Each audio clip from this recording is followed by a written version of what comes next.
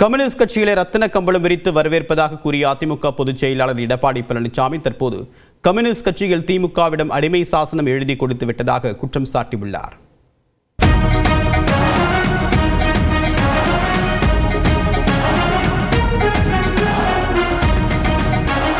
சட்டப்பேரவை தேர்தலுக்காக பாஜகவுடன் கூட்டணி அமைத்துள்ளது அதிமுக. இந்நிலையில் பரப்புரை மேற்கொண்டுள்ள அதிமுக பொதுச் செயலாளர் எடப்பாடி பழனிசாமி திமுக கூட்டணியில் உள்ள விசிக கம்யூனிஸ்ட் கட்சிகளுக்கு அழைப்பு விடுத்தார். அசிங்கப்பட்டு திமுக கூட்டணியில் இருக்க வேண்டுமா என்று கேள்வி எழுப்பிய எடப்பாடி பழனிசாமி அதிமுக கூட்டணிக்கு வந்தால் ரத்தின கம்பளம் விரித்து வரவேற்பு அளிக்கப்படும் என்றார்.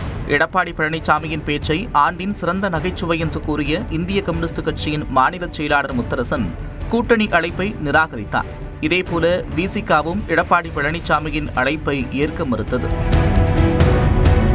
இந்நிலையில் திருவாரூர் மாவட்டம் நன்னிலத்தில் சுற்றுப்பயணத்திற்கு இடையே பேசிய எடப்பாடி பழனிசாமி கம்யூனிஸ்ட் கட்சிகள் திமுகவிடம் அடிமை சாசனம் எழுதி கொடுத்து விட்டதாக பகிரங்க குற்றச்சாட்டை முன்வைத்தார். இன்னைக்கு என்னைக்கு கை நீட்டி திராவிட முன்னேற்ற பணம் வாங்கினீங்களோ அன்னைக்கே முடிஞ்சு போச்சு கட்சி.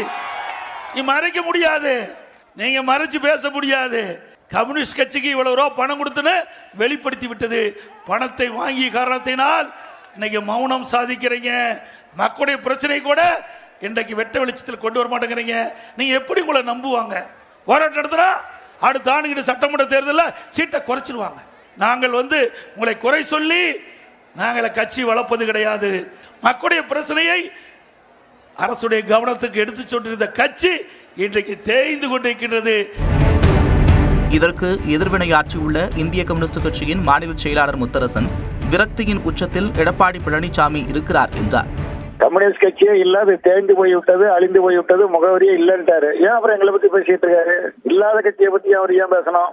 அப்ப இதனால ஒவ்வொரு நாளும் ஒன்னு அவர் பேசிட்டு இருக்காரு. கம்யூனிஸ்ட் கட்சியை யாரும் அடிமைப்படுத்த முடியாது, எவரும் அடிமைப்படுத்த முடியாது. அடிமையாகிவிட்டார்கள், பணமாகிவிட்டார்கள் என்பது ஒரு தரம் தாழ்ந்த விமர்சனங்கள். அதே நேரம் எடப்பாடி பழனிசாமி பேச்சால் திமுக கூட்டணி கட்சிகள் அதிமுக கூட்டணிக்கு செல்ல சாத்தியமில்லை என்று உறுதியாகியிருப்பதாக மூத்த பத்திரிகையாளர் ஷாம் தெரிவித்துள்ளார். பிஜேபி கூட்டணியை கடைசி நேரத்திலே உதறிவிட்டு தாவேகா கம்யூனிஸ்டுகள் அடங்கிய ஒரு கூட்டணி அமைப்பாரோ என்கிற ஒரு பேச்சு பொது வெளியில் இருந்தது.